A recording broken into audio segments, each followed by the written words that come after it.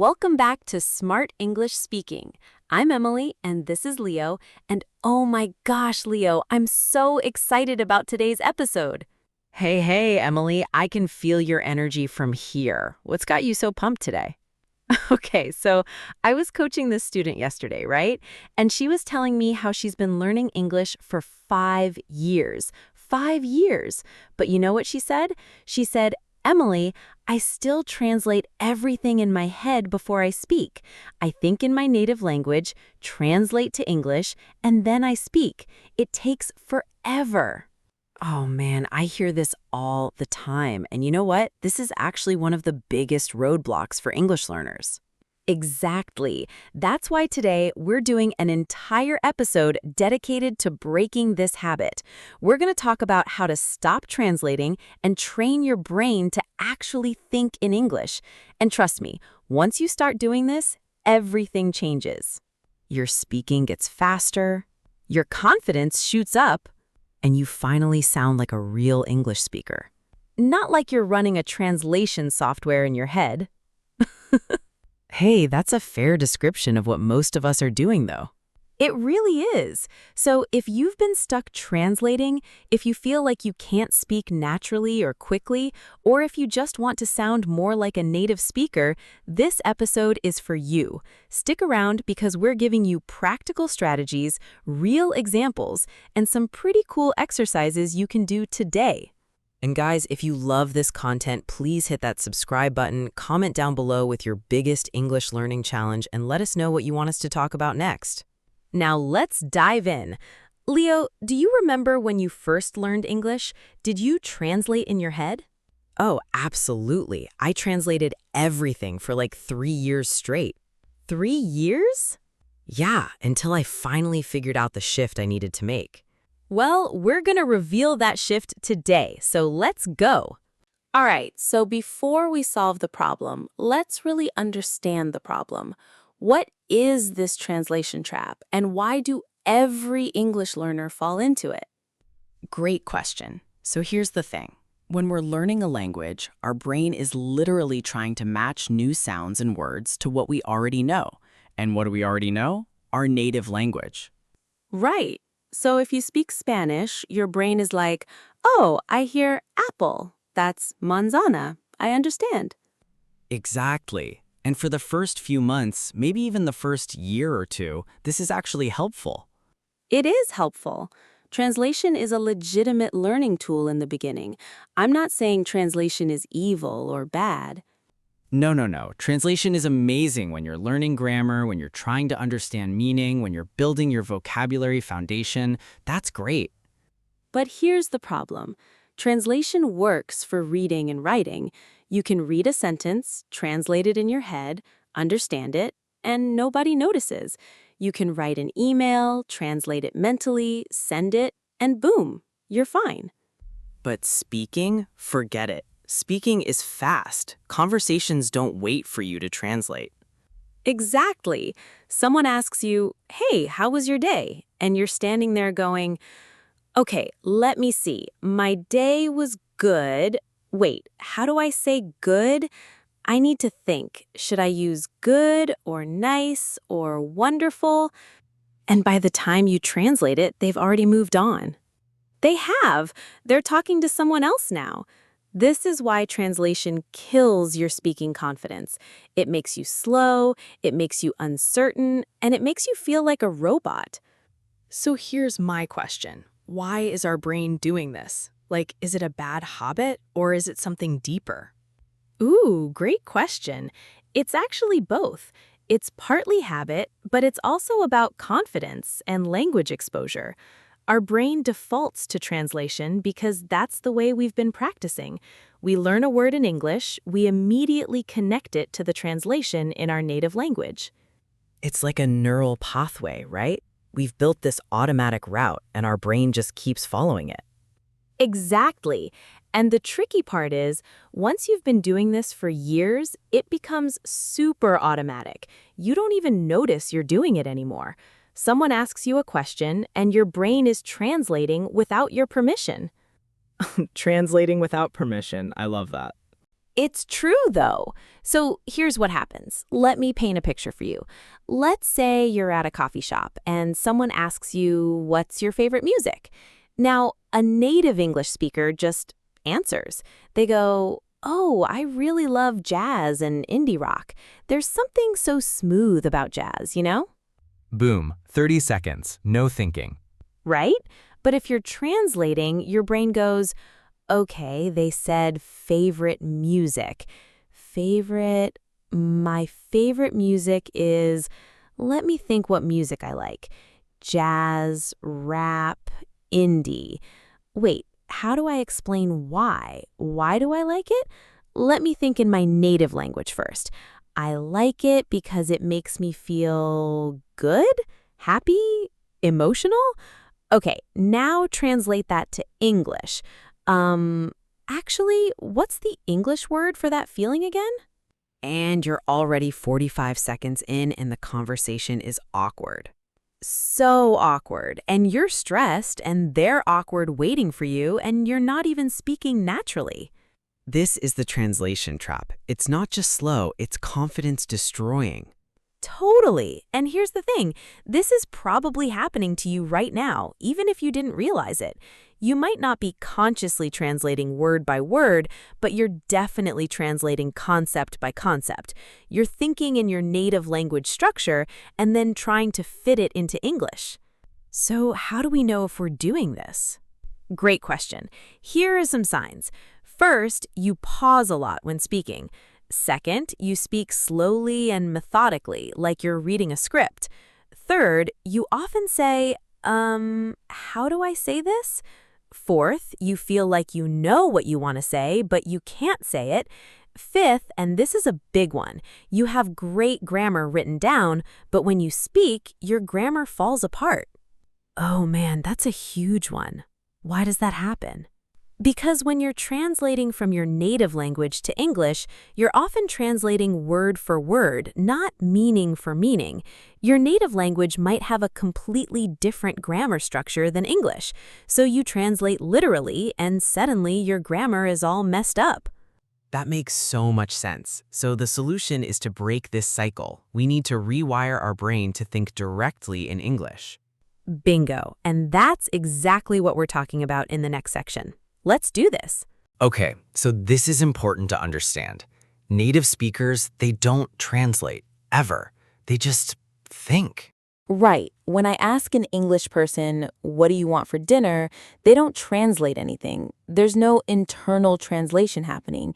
It's just thought, direct English thought. But here's what's interesting. They also don't think in words necessarily. Let me explain. Oh, yes, this is a game changer. So when a native speaker thinks in English, they're not sitting there spelling out every single word in their head. It's more like concepts, feelings, images, and sounds all mixed together. Exactly. Let's say I'm thinking about what I ate for breakfast. I don't think I ate cereal with milk. That's way too slow and clunky. Oh, yeah, who thinks like that? Instead, I just have this quick mental image of me eating cereal, and attached to it is this feeling of yummy or fast or boring. And when someone asks me, I just access that memory and pull out English words that match what I felt. So your brain isn't translating, it's pattern matching and retrieving pre-made English phrases. Yes, and that's what we need to train our learner brain to do. This is huge because it means the goal isn't to stop thinking in your native language completely. That's actually impossible, and it's not even the goal. The goal is to build a strong enough English pathway in your brain that you access it faster than your native language pathway. So it's like having a shortcut. Instead of taking the long road through translation, you just take the express lane directly to English. Perfect analogy. So when someone asks you a question, your brain goes, question heard, English pattern recognized, English words retrieved and spoken. Boom. No translation. How long does that take for a native speaker? Milliseconds. It's instant. And for someone who's been translating for years? Could be 5, 10, 15 seconds, sometimes longer. That's the difference. And here's what most learners don't realize. You can actually train your brain to do this. It's not about being a genius. It's about consistent, purposeful practice. Absolutely. You're literally building new neural pathways. You're creating new brain highways that bypass the translation toll booth. I love that image. Bypass the translation toll booth. Right? And the beautiful thing is, the more you use these pathways, the stronger they get. Eventually, English starts feeling as natural as your native language. Wait, does it actually get that natural? For some people, yes, completely. And for others, it gets really, really close. But here's the thing. You don't need it to be 100% as natural as your native language. You just need it to be fast enough and confident enough that you can have a real conversation. That's the sweet spot. That's the sweet spot. And that's what we're going to teach you how to reach. Ready? Let's go. All right, so here's the truth. There's no magic spell that's going to make you stop translating overnight, but there is a proven process that makes a huge difference. We call it the 5-step Think in English method. Ready? I'm ready. Let's break it down. Step 1, awareness. First, you have to notice when you're translating. This sounds simple, but it's actually crucial. You need to become conscious of the habit. So, like, actively catching yourself doing it. Exactly. Next time you're speaking English, I want you to notice, am I translating right now? Am I thinking in my native language and then switching to English?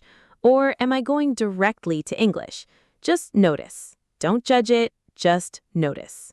Because the moment you're aware, you can start to change it. Yes, unconscious habits are hard to break, but conscious habits, you can work with those. So this week, just become aware. That's it. That's your homework for step 1. Okay, step 2? Step 2, input without translation. This is where you consume English in a way that forces your brain to understand without translating. Can you give me an example? Sure. So imagine you're watching a movie. Most learners watch with subtitles in their native language, right? And what happens? They read the subtitle, they understand it, but their brain is literally reading and processing their native language. That's still translation, just reading instead of speaking. Exactly. So instead, watch with English subtitles or watch without any subtitles at all. When you do this, your brain can't translate. It has to figure out meaning from context, from tone, from body language, and from the English words it already knows.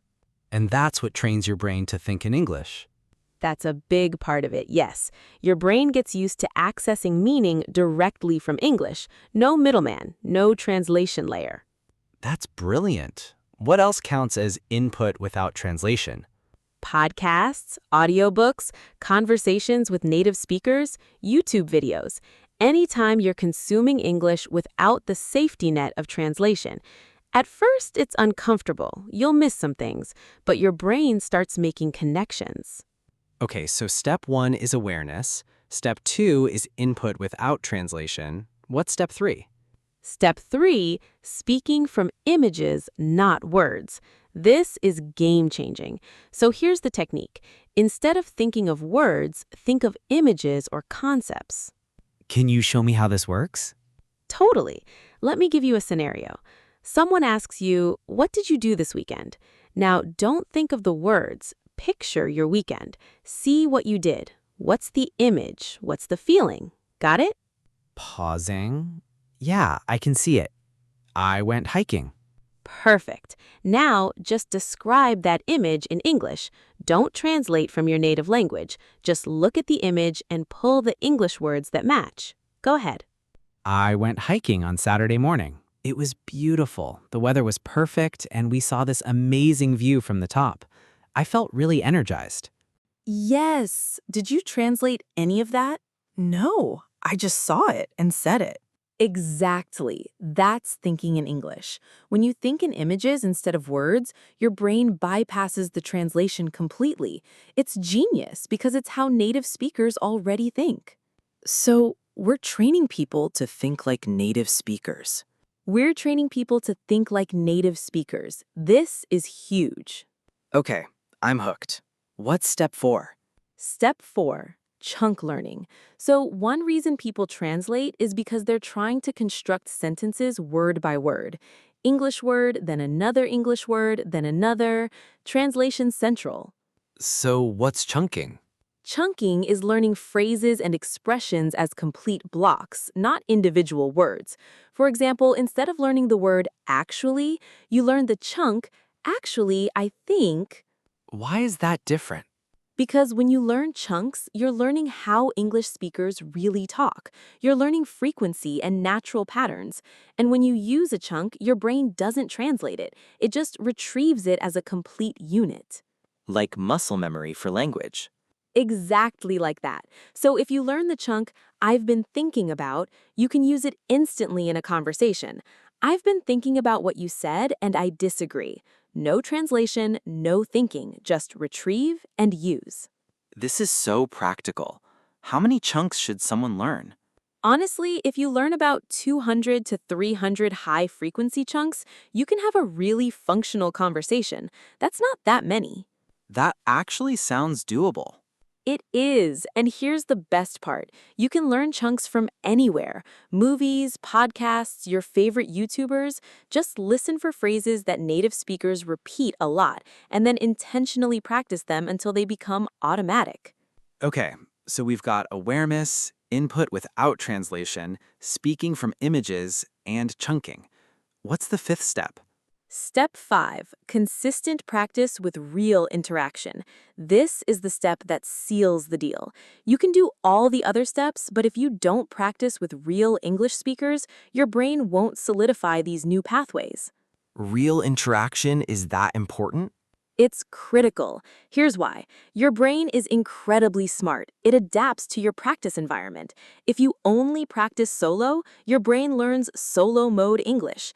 But if you practice with real people, with real conversations, with real stakes, your brain learns real world English. So you need to talk to actual people. Yes, language exchange partners, tutors, native speakers, even just voice messaging with friends. The key is that it's interactive, it's real, and you can't use your translation crutch. Because someone's waiting for you to respond. Exactly. You don't have time to translate. You have to think in English or be silent. And most people choose to think in English. That makes total sense. So let me recap. Awareness, input without translation, speaking from images, and chunking. What's the fifth step? Step 5, consistent practice with real interaction. This is the step that seals the deal. You can do all the other steps, but if you don't practice with real English speakers, your brain won't solidify these new pathways. Real interaction is that important? It's critical. Here's why. Your brain is incredibly smart. It adapts to your practice environment. If you only practice solo, your brain learns solo mode English. But if you practice with real people, with real conversations, with real stakes, your brain learns real world English. So you need to talk to actual people. Yes, language exchange partners, tutors, native speakers, even just voice messaging with friends. The key is that it's interactive, it's real, and you can't use your translation crutch. Because someone's waiting for you to respond. Exactly. You don't have time to translate. You have to think in English or be silent. And most people choose to think in English. Okay, so Emily, let's ground this in reality. Can you give us some actual practical tips that people can start using today? Absolutely. So here are 5 quick tips that'll start shifting your brain immediately. Tip 1. When you feel yourself translating, pause and ask yourself, what's the image? Focus on the concept, not the words. This tiny mental shift can change everything. Tip 2. Use English labels. Label your apartment, your workspace, your computer, not because you need the reminder, but because it trains your brain to think of objects directly as English words, not translations. Tip 3. Think out loud in English, even when you're alone. This sounds weird, but it's incredibly powerful. Talk to yourself. Describe what you're doing. Make breakfast while talking in English. Your brain gets so much practice. I actually do this. Right? It's amazing. Tip 4. Watch English content with the language set to English audio. Don't read subtitles, just listen. Your brain has to work harder, but that's when it grows. And the fifth tip? Tip 5. Have a conversation with someone every single day, even if it's just for 5 or 10 minutes. This is non-negotiable for breaking the translation habit. Daily interaction is where your brain finally wires up the English pathways for real. These are all things people can start today. Today, right now, literally after this episode ends, you could label your apartment, and by tomorrow, your brain will be different. That's the energy I love. All right, before we wrap up, Leo, I want to address some questions I know people are going to have. Fire away. Question 1. But what if I need translation to understand new words? Great question. You still use translation for learning. Use a dictionary, look up new words, that's fine. The goal is to stop translating during actual speaking and thinking. Learning is different from performing. So translation is a tool, but not a crutch.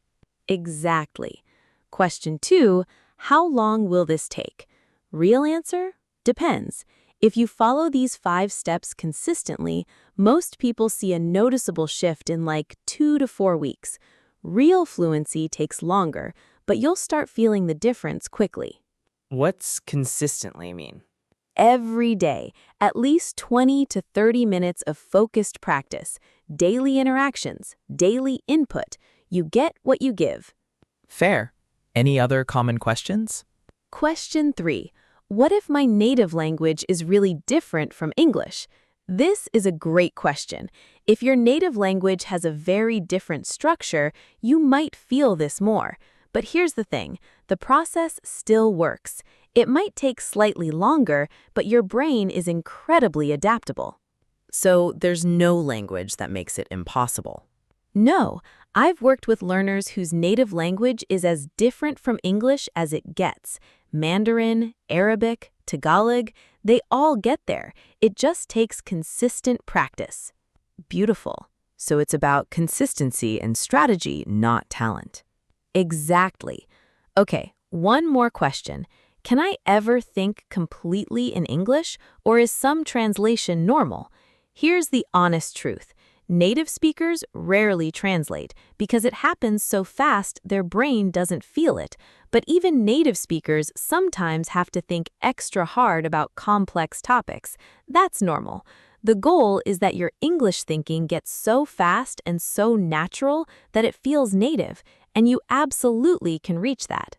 Emily, this has been incredible. I think people are going to leave this episode feeling so motivated.